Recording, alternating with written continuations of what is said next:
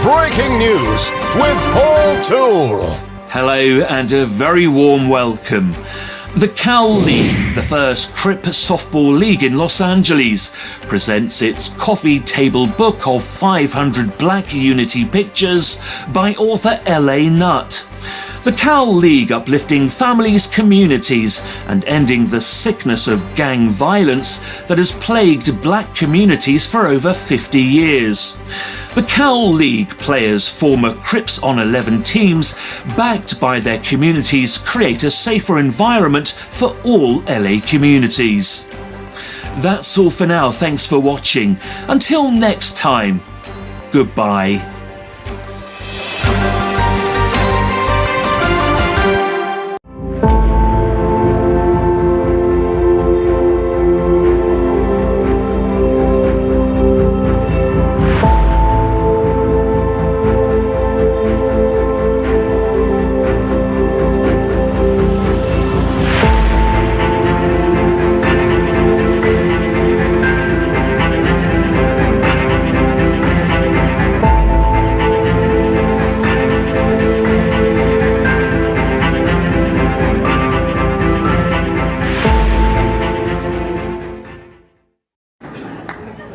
What makes you righteous? You see, I don't smoke, I don't drink. I won't fornicate and I won't commit adultery. I don't smoke dope. And I say all my prayers every day. And I give whatever I can in charity. And what else do you do? But what do you mean, what else? Is there something else? That's nothing. That's vanity.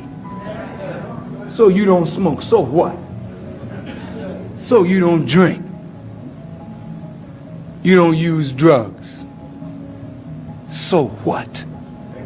What are you doing to better the condition of others? What are you doing to reform where you live?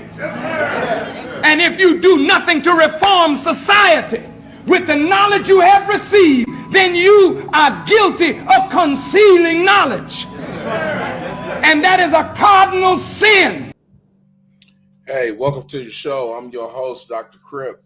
Welcome back, man. I hope everybody had a good weekend, man. I hope everybody had a happy, safe, good weekend. Because we got a lot more that's gonna come that could be violent, man. So we hoping that everybody can do something with the new fame and fortune that is circulating through LA right now. Watts, Compton, Long Beach, Inglewood, everything that's going on out here in the streets with the kids, man. Let's show the kids a different path. Welcome to the show. Let's show the kids a different path. Welcome to the show. I'm your host, Dr. Crip, man. We back again. And today, this is just a be-real of just different stuff, man. Don't trip off what you see on this show. There ain't no telling. But what we're going to talk about is, a second addition to the summer prevention. We're going to call this True Gang Prevention Stories. You understand what I'm saying? True Gang Prevention Stories with your host, Dr. Crip. There's a lot of stories that just always come through my mind that I could just but I'm like, what are the ones that be standing out in your mind? I don't know. But they come as I talk to people on the phone, because I talk to people all the time. So, some of the stories are from 20 years ago. Some of the stories are from maybe 5 years ago or, a few years ago. But nonetheless, they all affect your child in some way, to not gangbang. This show is to prevent your child from getting initiated into a gang because Your child may not be able to walk the shoes of somebody like me or him or her, or somebody that been through, something, an ordeal that they could have been innocent in or guilty of because of the gangs and the way that the gangs think and the way the gangs operate. And it's all the same. You don't ever want your child to be a part of anything that's connected to a cuz, a blood, or a damu, a gangster, a groove, or any of that.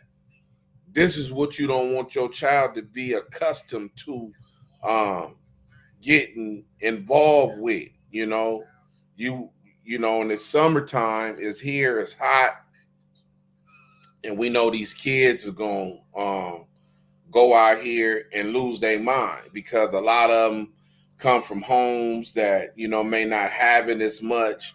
A lot of them may come from homes that may not be doing too much, you know. And for the record, let's let it show because my own mother told me. She told me before. She said when we first moved to California, we moved out there for a better education and a better living of life. Hopefully a better living of life. She said that she's not the idea is still the idea was still alive and vibrant just because me and my brothers, whoever, we end up probably going through whatever we went through, getting attached to the gang life, um, that and her husband, my father, getting a divorce or whatever. She said, just because we didn't make it, that doesn't mean nothing. It doesn't change anything because she said out her own mouth. There's a lot of couples and families that didn't make it that were doing better than me and your father. And I was like, yeah, you are absolutely correct. You absolutely correct. you know. So I always used to think like, what if I never came to California? What if I was raised in Texas? How would my life be? Would it be better? Would it be worse? You know, um, but it is what it is, and this is what you get out of it, gang intervention and all this other stuff because your life was dedicated to that. And once you get that disorder is full blown, like in my mind, you don't that's what you don't want. You don't want your child to be full blown like me, with the the little tattoo LA on the face that didn't turn out right. Don't never let nobody tattoo on your face unless you paying them to get what you want. Don't let them put what they want on your face. That's why I say no more face tattoos. My boy B Brazy, I miss that dude to death. That he's another example of why not the gang bang. Talent going to waste. We'll never get to hear B Brazy ever in life. What he brought to the table, his persona. If his persona could have, you know, got a chance to blossom and grow, he would have been just as big as Kendrick Lamar, or anybody, because he had a style of his own, and it's amazing. So, he's just part of that role. I got a good rapport with certain bloods. So that's why I always talk about them. But like I said, today we talking about true gang prevention stories with Dr. Crip. So my first story, I'm trying to think of what I was uh, what I was going to talk about. So I said, well, you know what? Let me put myself in a hot seat, because a lot of people, going to handle stuff different, and you're going to experience different you know, you're gonna experience different assaults and different attacks. And I I a lot of people ask me about ghosts, about the homie space ghost. So I said, you know what? Let me tell a story, another story about ghosts, but this time let me add myself in it to when I wasn't on the good side. I was on the bad side, and that means get knocked out, get your get your pockets ran through, and all that. This night here, uh, the nine O's was still $1,000 out of my pocket. When I got drunk, I got drunk and I fell asleep, and I should have never fell asleep. But this and the people who were there that did the stealing, you know, they they they were, you know, everybody's supposed to be hustling. That lets you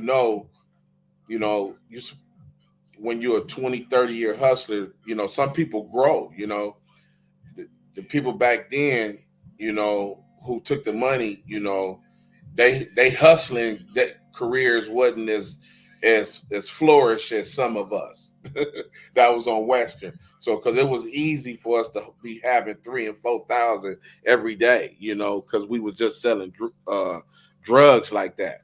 But if you wasn't selling drugs like that, guess what? You probably was jealous of the people who were selling drugs like that. You understand what I'm saying? So you get situations like that would happen, and it just so happened that Ghost and a few other homies was in this situation. They county jailed me. They cut my, remember, how when you go to the county, what's that dude with the razor? He can get you. So you gotta have your money sack inside your nuts. You can't have it too much anywhere, but because you got the dudes that, when you go to sleep. And Ghost is one of them scandalous. He one of them scandalous dudes like that. So this particular night, this is what happened. It happened with it started from the movies. Me and a few homies went to the movies, and the Bloods got on us at the movies, and it led back to Western, where one homie thought that I ran out on them or something for whatever. But the Bloods pulled out a burner. We was at the Crenshaw and King Magic Johnson Theater. Um, I don't know if we was going there to see How to Be a Player that night or what. Whatever movie was popping there. Um, but that's the night the homie, rest in peace, Ike was there. Right? He acted like he didn't even see us. He just kept going because he was on this. He had a turtleneck on that night. But I think I told this story before too.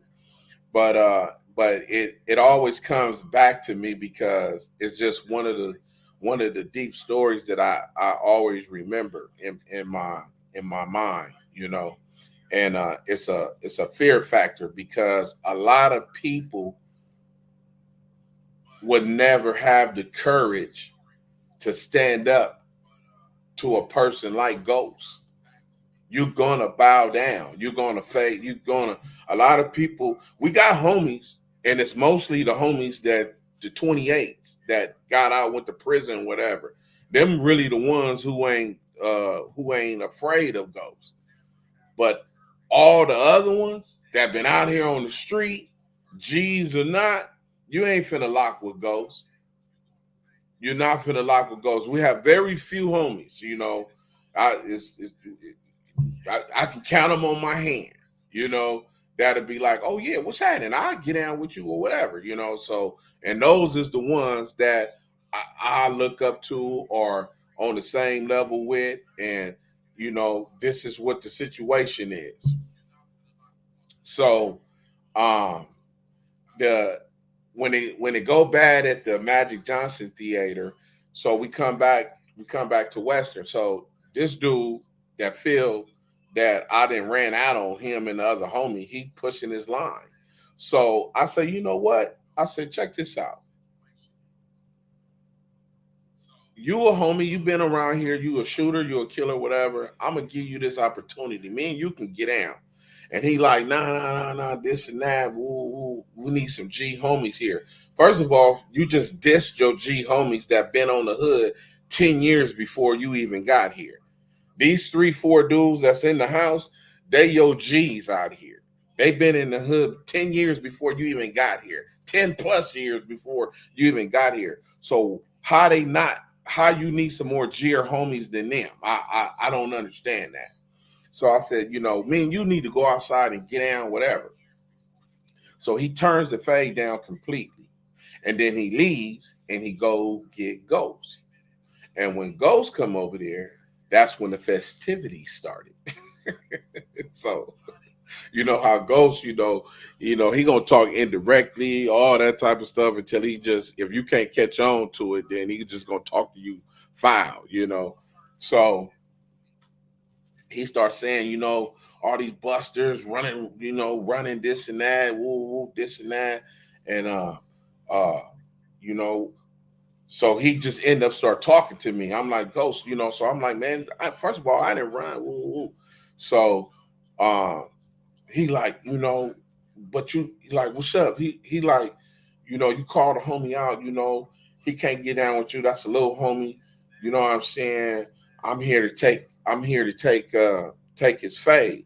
But see, I'm already on the list. So you wanna knock me out and run through my pockets because I got money in my pockets and all that. So you want to do a full you feel me? You trying to pull a full dirty man. You know what I'm saying? Complete with money and everything. So I ain't got no burner. You know what I'm saying? So I'm like, you know what? I said, check this out, Ghost. I said, I get down with you.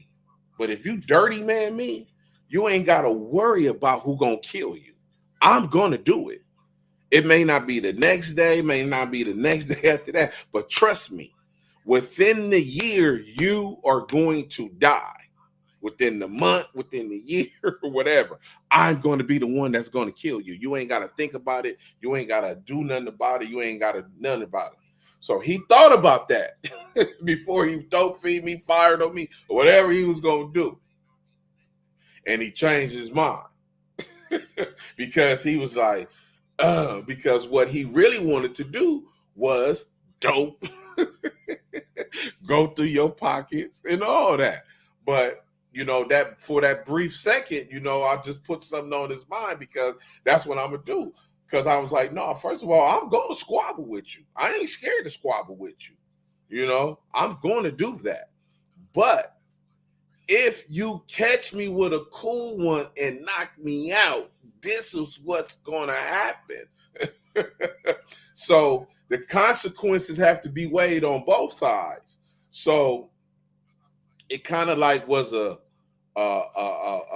win, so to speak, but a loss because I would not leave. But what I did was I had a broad across the street in the hotel. So I went over there and I had about 3,500 on me. So I went across the street to the motel, ran in the room and gave her the money, told her to just kick back. And I just kept $1,000 in my pocket in case, whatever, we doing something or whatever. I got 1,000, that's how Crips and Blood's supposed to be, you always got $1,000 in your pocket, but I don't think Crips and Bloods follow those rules right now to this day, some of them, but not every single one of them because they don't want to sell drugs and do all that. They hustle is, pimping, stealing, robbery, stuff like that. That's not a constant money thing. Those are really hit and miss. Selling drugs is something that's the only thing that's like a permanent flow of cash. But that type of era is really over with. These dudes out here is just pretty much drug addicts themselves. The drug addicts is the ones who in control, with meth and powder and all, you know what I'm saying? So you got to really be doing the drugs, they want you to do the drugs to really, make an impact to a degree. So I went across the street and I put up like 2,500, gave, boom, and be like, I'll be back, boom, boom. So when I went back, I shouldn't have stayed, I should have left. Somebody came over there. One of my G homies too was over there because he heard what was going on. He ended up coming over there and he told me, he said, man, you need to leave. You don't need to be over here. And I'm like, man, I ain't scared. He like, no, yeah, I know that though. But you know what I'm saying? He just didn't like that atmosphere. So he told me to leave. So what happened is that I end up drinking a drink that I usually don't drink, and I hadn't ate and none of that. And that alcohol took over, slumped me on the couch, and I went to sleep. And I had been up for days too. I have been up. So it all worked out to their favor because this is the story that I got. That Ghost went over there, woo, cut your pocket, boom, boom, boom, boom, boom, took the 1,000. Boom. So, when I woke up, I'm like, okay, the 1,000 is gone. I'm like, yeah, all right, for sure. But I really want to flight the whole house. I'm not scared. Nobody in this house at this time scared me with they squabble because I didn't seen them all squabble before, and I'm not impressed. But you know what I'm saying? I'm like, damn, what do I, And people immediately, was trying to tell me Ghost. They tried to tell me Ghost. Ghost, they were saying his name that night. So the next day, it's floating through the hood, whatever. So a couple of homies pull up and said, man, you might as well just shoot everybody that was in the house. Just go back over there because they probably going to be back over in the house again anyway. Just go in there and just bust on everybody. I'm like, yeah, that's an option. I really don't want to I don't really want to do that though, but that is an option, and so I'm like, but I do want to get down with everybody in the house. That ain't no issue. You know what I'm saying? So people start hearing that and they will pull up and be like, hey, Houston, that was Ghost that did that. Ghost is the one who did it. Ghost is the one who did it. So I'm like, okay, Ghost name keep coming back. So I think I drove around for a minute. They must have called Ghost. Ghost got the word or something. So I ended up in the park. And when I ended up in the park, I was standing on the steps. I never forget it. And I had my burner on me. So Ghost pulled up. Somebody brought him over there. And he jumped out the car. And so I'm looking. And he walked up. He like, homie the clown, let me holler at you. He was like, look. This was funny about Ghost. This is why I love him, right? This is why he a real G homie, right? Scandalous and everything. So he said, Mr. Nut, let me explain. He was like, Big Ghost got you, but Big Ghost wasn't the only one. I spread the money, woo woo. So basically, everybody else is a part of it. They trying to get you to shoot me. And I told him, I said, Ghost, I got my burner on me right now. He was like, because I ain't saying he was scared and none of that though, but he knew that this nigga thinking about shooting me. You know what I'm saying? And I'm like, it's floating around that I'm going to shoot him when I see him. He like, people telling me, you going to pop me this and that. And I'm like, nah, I never said that, Ghost. I never said I was going to pop you, He was like, well, this is what I'm saying, Mr. Nut. Like, you got to know how he be talking, right? He's like, bro, such and such, such and such, such and such. All of them got part of the money. I said, you know what? I want to get down with every last one of them. Go tell them that. And he was like, okay. They knew that too, right? Now, the only thing that I'm supposed to do after that is when I see him is take flight. Like, hey, I need that, But guess what? I didn't see nobody. None of them dudes. I'm not saying they was running or none of that, but I didn't see them dudes for the next few days, you know? And by that time, it was over with. I'm like, yeah, okay, you know? And when I seen Ghost again, he was like, Homie Clown, listen. He was like, they pumping it up like you. I said, Ghost, I'm not gonna shoot you. I said, but I ain't scared of you. I get down with you. But I told you, Ghost, if you dirty man me, it's over for you. I said, let everybody else. I told him again. I said, let all them. I told him, let them know that I told them they by name. Let them know they bitches, whatever, you know, and then whatever they want to do when they see me. And he went and told them that. And he went and told them all that. Because what they was trying to do was get two birds with one stone. They wanted to get the money, and they thought that they can get me to blame it on Ghost to me, and they like, he gonna kill him. You know what I'm saying? Boom. So, but it didn't happen to work out like that. I just knew. I was like, you know, hey, Blackie, check this out. You know, you ain't never on my list to get no money, and we can do it however, because I will bring this up forever. And I really ain't never been on Ghost. He already know I ain't got it. And you can say whatever you want to do, but he ain't gonna go.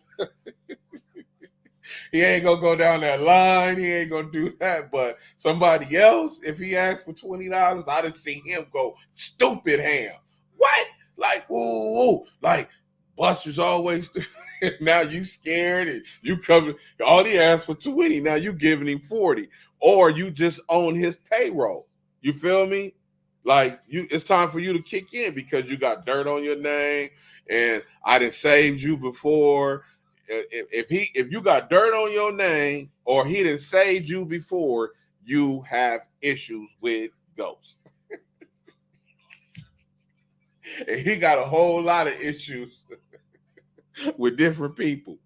So I say that to say that, you know,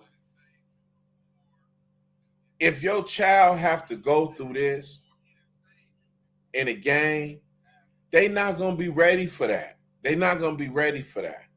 They are not going to be ready for that.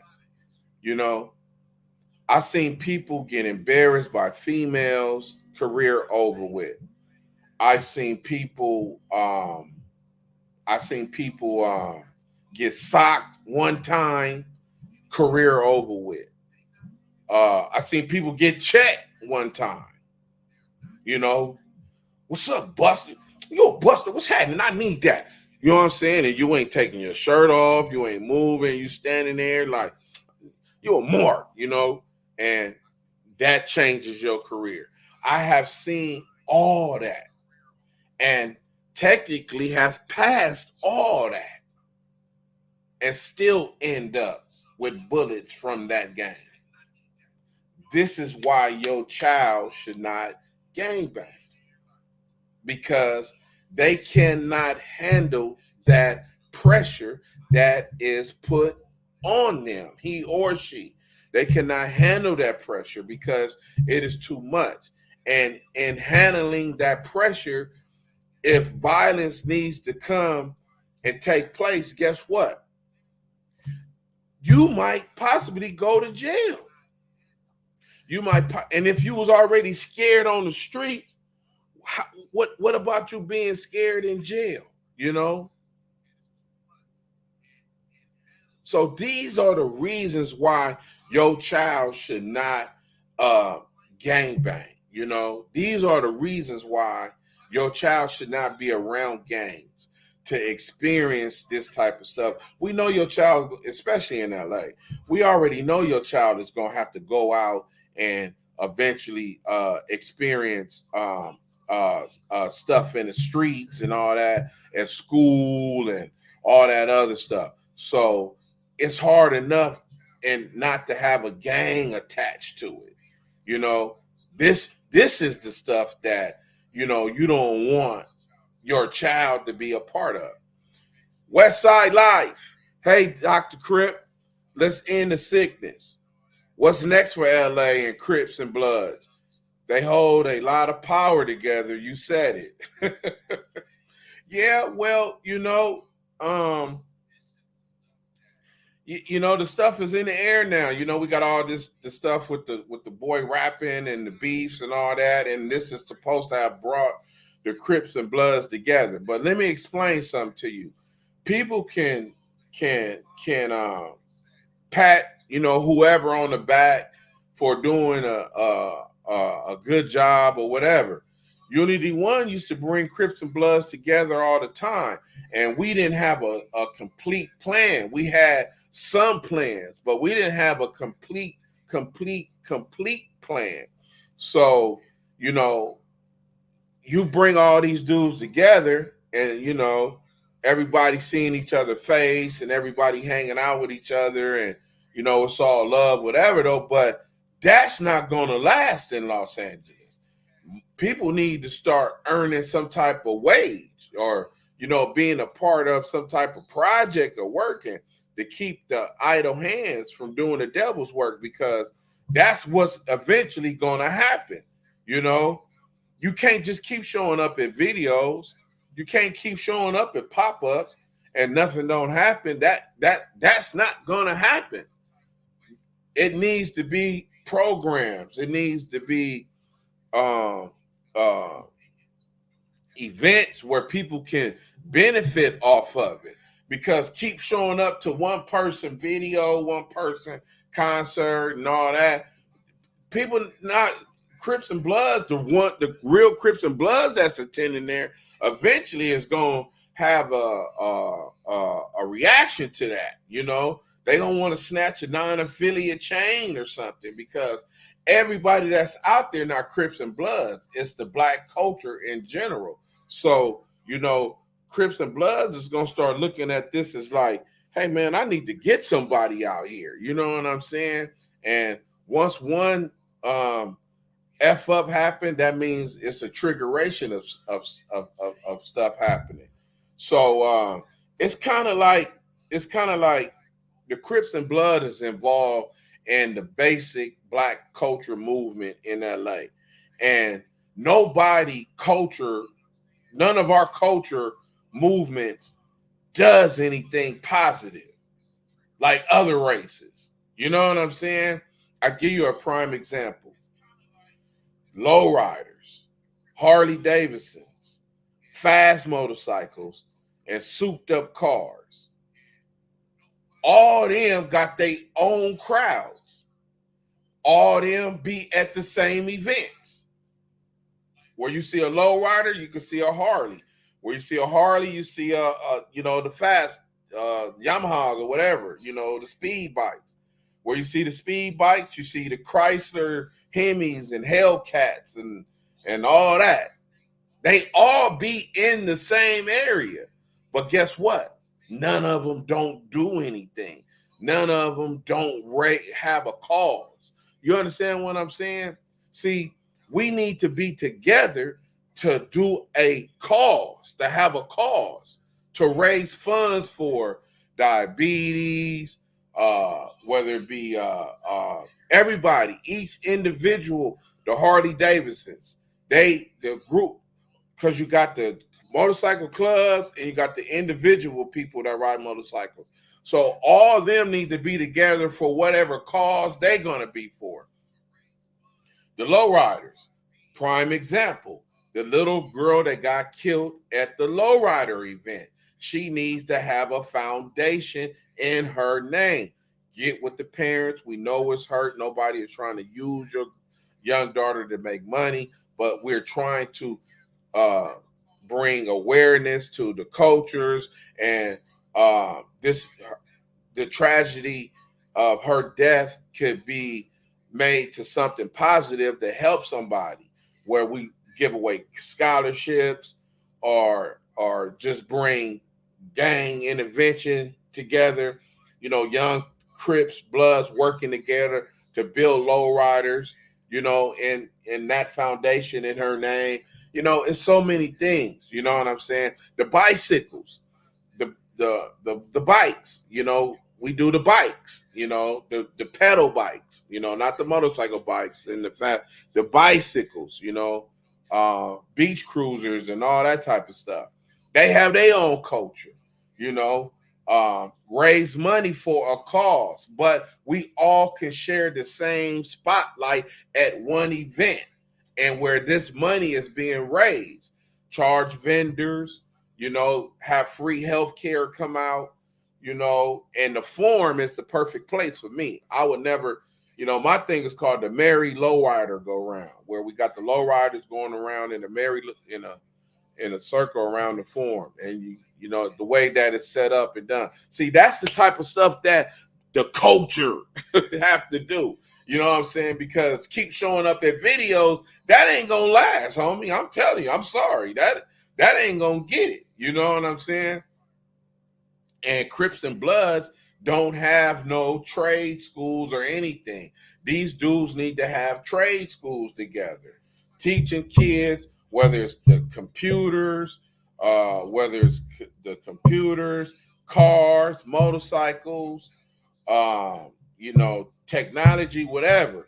The Crips and Bloods need to be a part of that, to teach, to have the youth come to their facility to where we can get their mind, going with stuff. Because if you don't have none of that stuff, guess what? Sitting around just saying, oh, Kendrick Lamar brought us together and all this and that, that's not going to last. And then the first murder, y'all going to try to blame it on him, and he ain't got nothing to do with all that. He in a rap battle. That's it.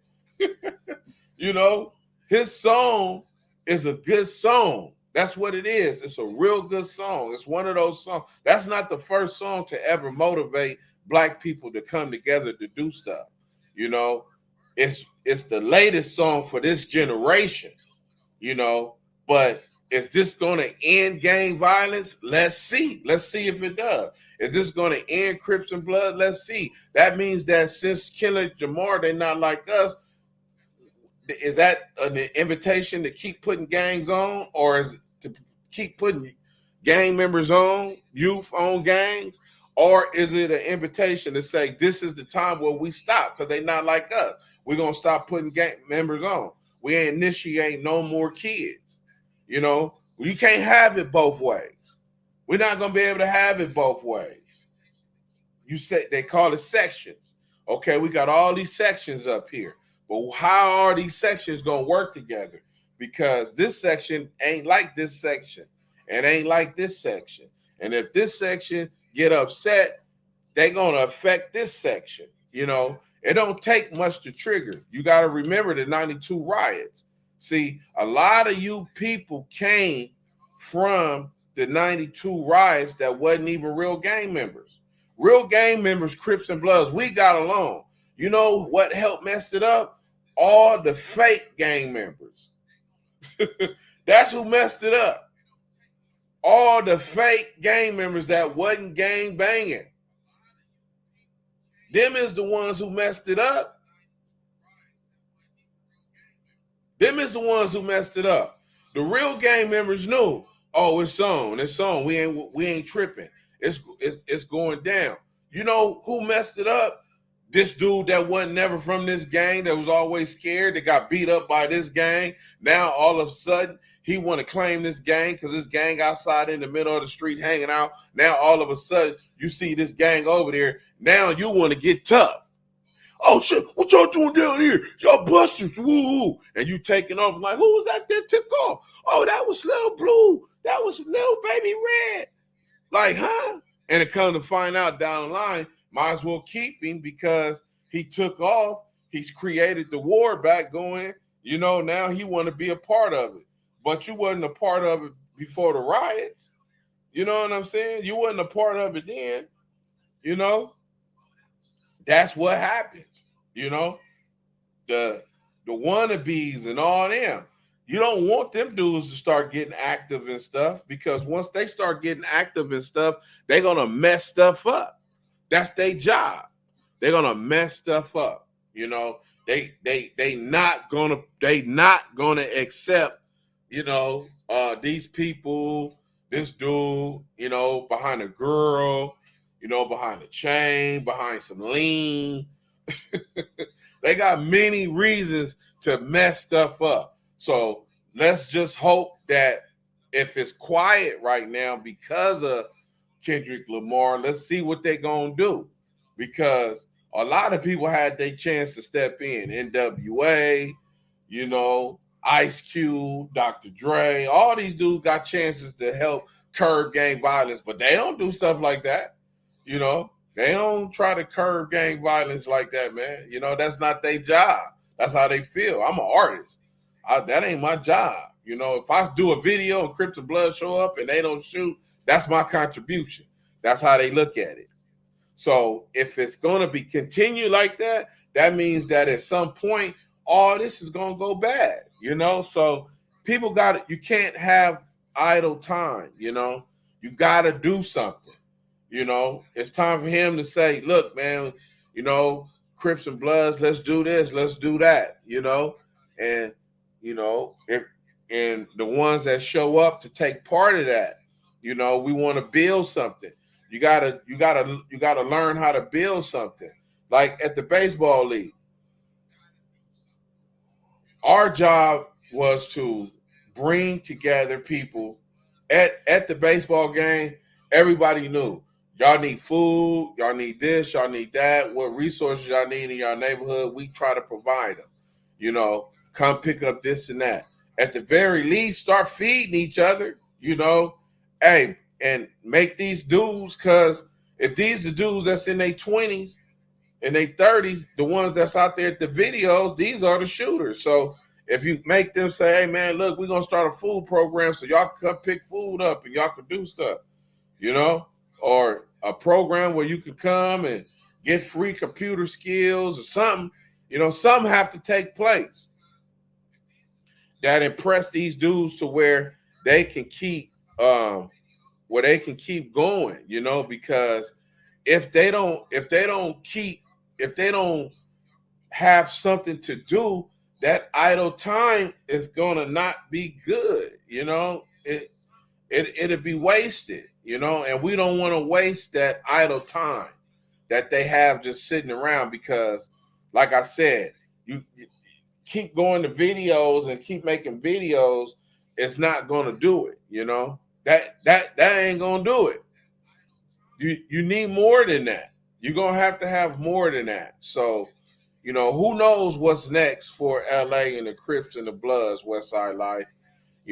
Only thing we can hope is that each of them take up the initiative and say, we don't want to put no more kids on a Blood set or a Crip set. We don't need no more 12, 13, 14, 15, 16-year-olds on the set. We don't need no more, we don't want no more. We don't need no more. So that is something that, you can get, you can probably say, hey, look,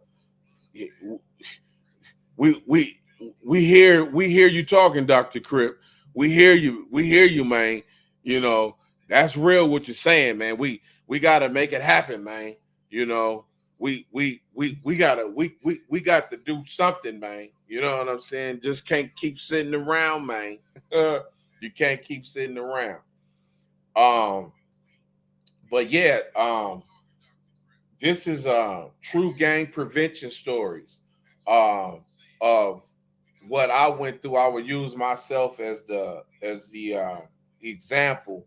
So about walking the shoes of the next person, these guys that probably ain't here no more, homies that died, homies that's in prison, that still stayed down, homies that died, that they got murdered staying down. We got stories of homies getting shot, and staying straight down, not telling the police or who killed them, knowing who killed them, all that type of stuff. But guess what? What if it's inside? This is the reason why I say do not join the gang. This is the reason why I say do not join you don't want to join the gang. Um, One move away. Hey, Dr. Crip, no more in 24. The white man scammed you guys, but you met Anissa Williams. LOL. Great show. Hey, you know what? I like it when people watch the shows, man. I know sometimes in the beginning, I don't know if that show was a show that I repeated myself a lot, but yes, Anissa Williams, famous casting director and sexy as all outdoors, Anissa Williams. Yes, the white man did scam us. He scammed Watts. He scammed Anissa. He scammed me. They came through there. And see, let me tell you something. You never know who God throw in front of you. That's why it's always good to. That's why it's always good. RW, keep up the good work for sure, brother. That's why it's always good to um, try to keep a positive attitude when you meet people and make the connections. Anissa is somebody who I should have stayed in contact with, just in general, because she contacted me years later and put money back in my pocket that I didn't have. She hooked me up with 50 Cent. I got some of 50 Cent money. I got some thousands out of her, and got to meet, reconnect, not meet because I already know Dr. Dre, got to reconnect with Dr. Dre. And but I did get to meet Chris Lighty and Tyson Beckford. If it wasn't for Anissa, none of that stuff would never happen. And it was just like God, because that setup, the way that the white man set that up was beautiful. And I took that same concept, and when I was in my sickness, I used it for some people up north who was down here trying to find prostitutes and females they can take with them. And I sold them that same concept and setup that was used against me, and I used it for evil. I used it for evil, because when you go inside that, when you walk inside the youth center on 103rd and Wilmington, okay, when you walk in through the front, they got the offices this way, they got the upstairs offices, everything down there, everything that you can use for a proper casting. Then they got the outside when you go to the theater. They got the stage with the theater, and they got the outside. But this is what these white devils did. Peep this. They took this 103rd and Wilmington Center, and they created a little Hollywood casting call center where when you walk in, you walk straight in. You take the application, you sit down in the chairs right here, you fill it out, turn it in. When you turn it in, they call you. You go through, you start walking through the steps this way through the offices. The first person who you get to is Anissa.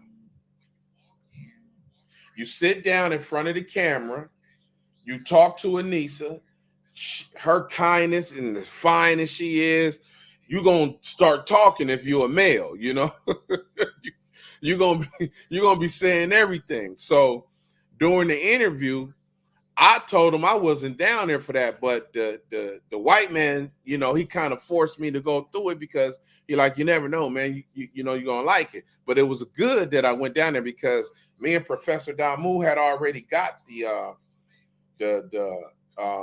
before we left,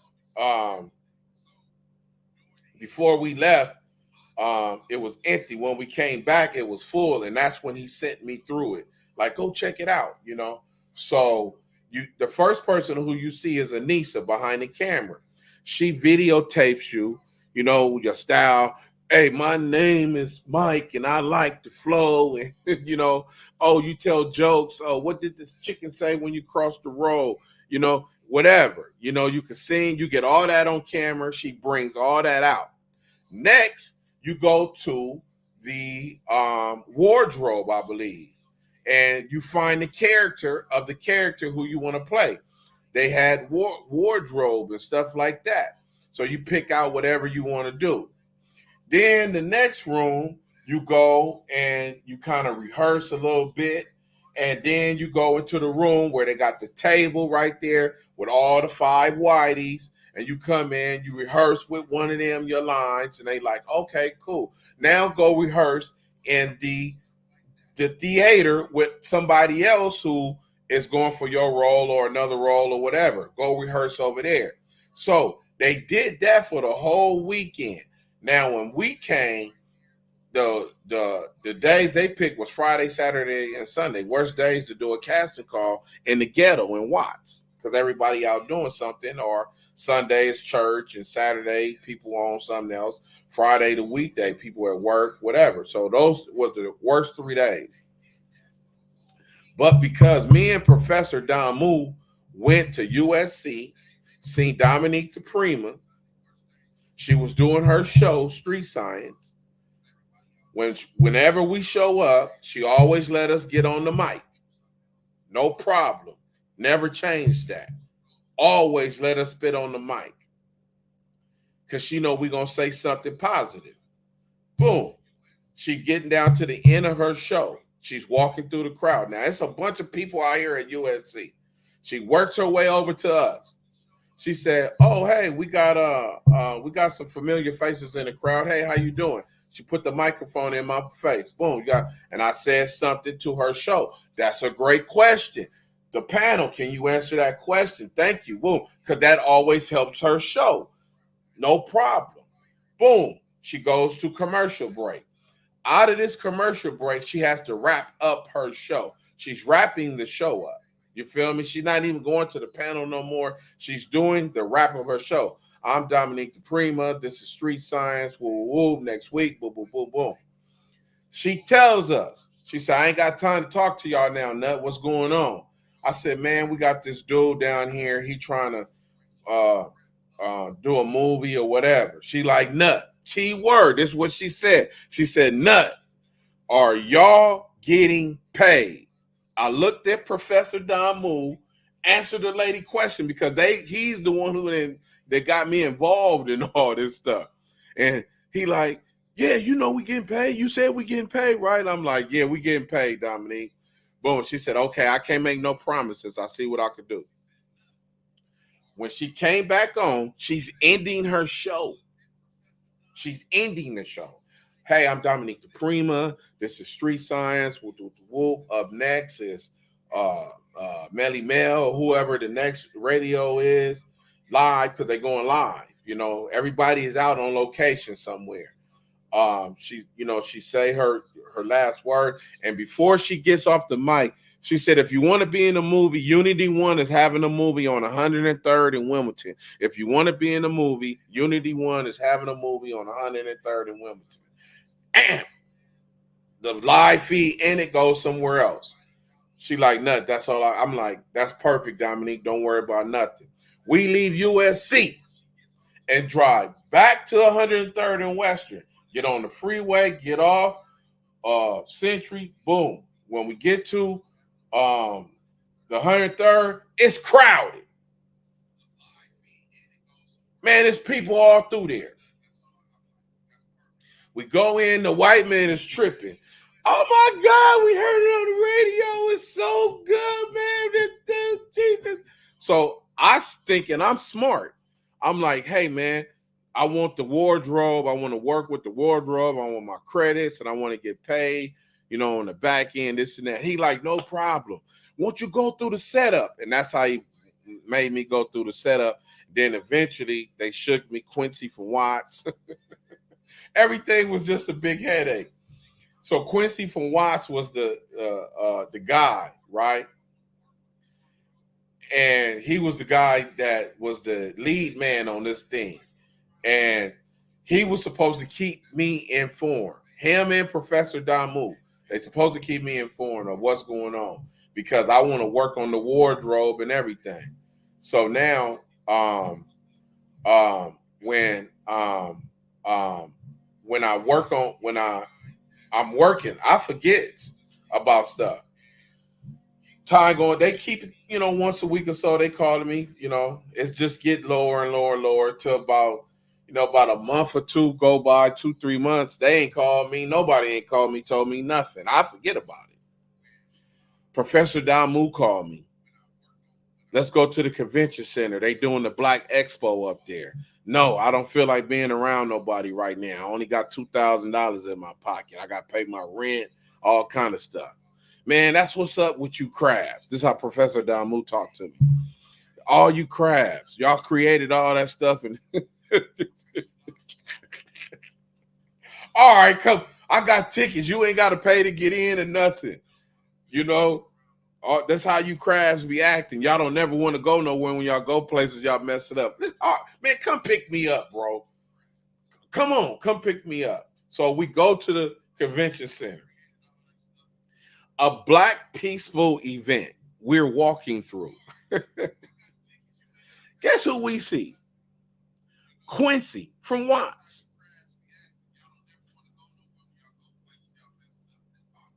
I said, Quincy, what's up, man? What's going on? I look at Professor Damu. I said, when the last time you talked to Quincy? He's like, oh, man, it's been a few months. I'm like, okay, so Quincy, what's going on? Quincy, he got this big Kool-Aid smile. Oh, nothing, man, everything. It's all good, man. Woo, woo, this and that. Boom, boom, boom, boom, boom. All right, for sure. I asked the $1 million question. Hey, man, what's up with the project? With the white boy? Woo, woo. He said, oh, man, we shot that about a month or so ago, man. 18-day shoot, man. It went pretty cool. And I sat there and I looked and I was like, huh? I was like, what? And he's still talking.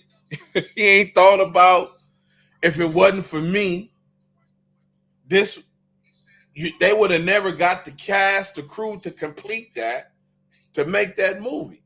So I'm sitting there just staring at him. Now it's turning into what they call the 90 Crip phase. So now I'm looking at him and I'm like, you shot it 18 days. And he see the frown on my face. Then it dawned on him. He was like, wait a minute. This is the guy who put her. And when he thought about it, it's just like a kid. Get your hand out that cookie jar. My hand ain't in the cookie jar. What you doing? My hand ain't in the cookie jar, Grandma. You telling on yourself. You can see it all in his face. And he like, I knew I was fucked. As soon as he did that, Quincy about 6'6" or something. He about 6. He was like 6'6" or something, 6'7". None of that don't mean nothing to me. I fired. Bam! But I missed because he seen it coming and he turned his chin a little bit. But it was enough to knock him off his feet. You know what I'm saying? And stumble into the booth behind him, right? Now he's screaming in the convention center. He's screaming, ah! Because I tried to go in. I'm going.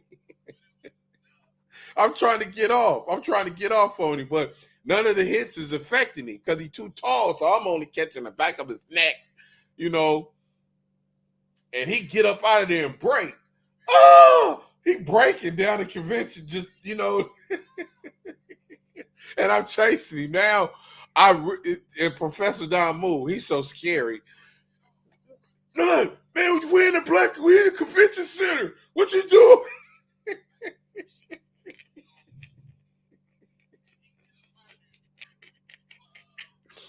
Hey, I'm like, and when I get back in focus, guess what I'm hearing? Black people can't do nothing. Oh my God, we can't go nowhere. Why these things always messing stuff up? And I'm like, we got to keep running, man. We run back to the car. Soon we get to the car. Guess who parked 2 cars over from us? Quincy from Watts. I creep low. Get up on him. He see me coming at the end, same type of hit. Catch him on the chin, but he swing up out of it. He up out of there. Professor Damu, man, come on, blood, let's go. Come on, blood, let's go. The police coming. Get in the car. So I'm on his head all the way back to my office. Man, you call me for these dudes. I told you, man. Oh, well, he like, man. He was like, man, you shouldn't have did that. The Black Convention, the Expo, man. So Quincy, he run back to Watts. He tell Cockeye. Cockeye called me. Nut, what's up? Woo. Who is this? It's Cockeye. Great, what's happening? Cockeye, what's up? He like, man, my boy just came over here and tell me that you fired on him and you saying all this stuff about Watts. I'm like, what? I'm like, Cockeye, man, listen, I apologize, homie. He from Watts. I thought he like, nah, he ain't from Watts. He from Watts, but he ain't from Watts like that. I'm like, oh man, he say he from Watts. Nah, he ain't from Watts like that, but he from Watts, it's my folks, I'm like, man, do you know what he did? He like, nah. So when I break it down, he like, oh yeah, I would have beat on him too. Nut. I said, hey, Cockeye, I need to come over there and get out. He said, man, he ain't nut. It ain't finna happen.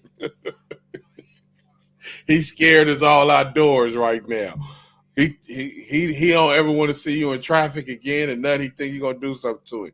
I said, I am. I need to do something to him. He said, man, that's my folks. Now leave him alone. But I'm gonna get on his head about this. I think I'm gonna get him DP'd or something. I'm gonna slap him or do something to him. I said, if you do something to him, Cockeye, just do something to him. He said, yeah, I'm gonna do something to him, nut. You know what I'm saying? And we talked about something else, and I think he passed. Quincy from Watts, I think he ended up dying sometime later after, because the white people end up twisting him too. So a few years passed. The brain called me one day and said, hey man, 50 Cent just called over here for you. I'm like, 50 Cent? Like, yeah, 50 Cent people just called. I'm like, what? He like, yeah, they just called right now asking for you. It's about 3-4 years later or something. Like, what? Like, oh, okay. So I go over there, get the number, call back in. Who's this? Like, hey, Nut, how you doing? This Anissa. Like, who? Anissa Williams. What? Anissa? Who? Anissa Williams. She was she was still getting there, but she was known a little bit knowner than what she was in them 3 years. But I didn't remember the name because, of the incident that happened. She was like, remember in Watts, this and that. I said, oh, you part of the scam crew. She said, no, hold on. I didn't scam you. I got scammed just like you got scammed. And they, got over, and I told her what I found out about the movie. They got $300,000 from Lionsgate, all type of stuff. You can go check the movie out. The movie is called Gang Tapes. The white man came in, didn't pay nobody in Watts, not $1, got a $300,000 deal from Lionsgate, and start living life. The movie, the documentary movie or whatever it's called Gang Tapes. So Anissa said, yeah, so 50 Cent, I'm doing the 21 question video.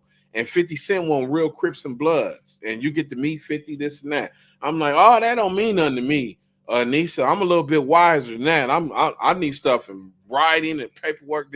She said, I already know. She like, I got 3,000 or something for you. I was like, oh, okay. Well, what I got to do? She said, do what you do. I'm like, She said, you put this number down. I always use the brain number as a number.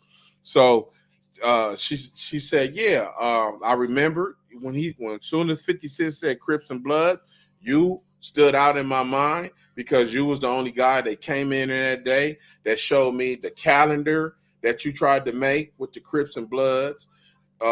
for the wardrobe. You was talking about the wardrobe and all this other stuff. I said, yeah. So you showed me the calendar. You showed me your video, your documentary video. You showed me some other pictures of Crips and Bloods. So I remember you knew everything about Crips and Bloods, and you knew a lot of Crips and Bloods. So that's why I'm calling you right now. And I said, oh, that's all good. Anissa, thank you. Now, you know what they wanted me to start it? You know what they wanted me to do? And I didn't do it. They wanted me to start the first Crip and Blood casting agency for all gang members, you know. And the Mexicans did theirs. The guy from No Joke, from that clothing company called Joker, him and his unit started theirs for the Mexicans. They still going to this day. The blacks, we ain't got nothing because I dropped the ball on that because I didn't want the headache and the problem. And and I believe they asked Bones from Athens to do the same thing. And he was just like, I don't think he wanted to have nothing to do with it at all. But to this day, you know, the Crips and Bloods needed a casting agency. And I dropped the ball on that. They wanted me to do it. They said, man, if you do this, you can possibly, you know, get you a good casting call company going, and just strictly gangbangers. That's it. That's all we got, you know, and locations, Crips, Bloods, and locations. That's it. And I dropped the ball on it. So, meeting Anissa, you right one move away. Meeting Anissa Williams was a beautiful thing. One of the greatest things that I done, you know, because I got her number. You know, I haven't talked to her in a few years. I talked to her maybe a few years after the 21 question video, but I haven't talked to her since then. But that is a good contact to have. That makes me laugh because that white man, them white people, it was two of them. They came to Watts and they scammed all the Watts, and the scam was led by a black guy and Maxine Waters. But this is the thing about Maxine Waters, because everything took place at her office. When she was running for office some years later, remember that young dude was dissing her? He was trying to take her seat. And he was calling her old, senile, and selling drugs. He was doing all kinds of stuff to Maxine Waters. Well, she did a campaign at Magic Johnson Park. And no matter, whenever I see Maxine Waters, she know my face. She may not remember my name, but she know my face because she associates me with Unity One. So as soon as I say Unity One, she be like, oh, yeah. I know exactly who you are because you was at the beginning with Bo. And I told her that day, I said, and this was years later after that had happened, and Quincy was still alive, I believe. It was about 2-3 years after he got over on everybody. And I said, yeah, the white man, you was part of the white man scamming the Watts. And she said, nuh-uh, that was Quincy, honey. I didn't have nothing to do with that. And I looked at her and I was like, you did walk out the office that day. They called. She said, I remember they called you to come over there because something about the radio. I said, yeah, they called because they was trying to get the casting call on the radio to advertise it. And I was like, y'all got to pay for that, you know? She said, I remember that. I said, yeah, but you did walk out the office. You wasn't there for that. She said, I know. I said, that white man came and scammed Watts. She said, you know what, baby? I want you to do something. Find out what the laws is about that and let me know. Get with my daughter. She gave me her daughter hookup. Her daughter was with her, everything. So I went and looked it up to see what kind of legal actions we could take. And I told her daughter that the time had passed. We couldn't do nothing because she was like, that white man came and scammed the whole Watts community. And it really came out of your office, even though you didn't have nothing to do with it. It was Quincy's fault, you know, because he let that white man talk to him that Hollywood way, and he fell for it, you know, and nobody got nothing out of it. And the white man wins. He won with $300,000. He sold the whole movie The Lionsgate for $300,000. I said, oh my God. I found out through an editor that was going to edit my documentary, South Central's Finest Raw from LA. The first editor I had that I was going to use. And I ended up using an editor by the name of Chris Henderson.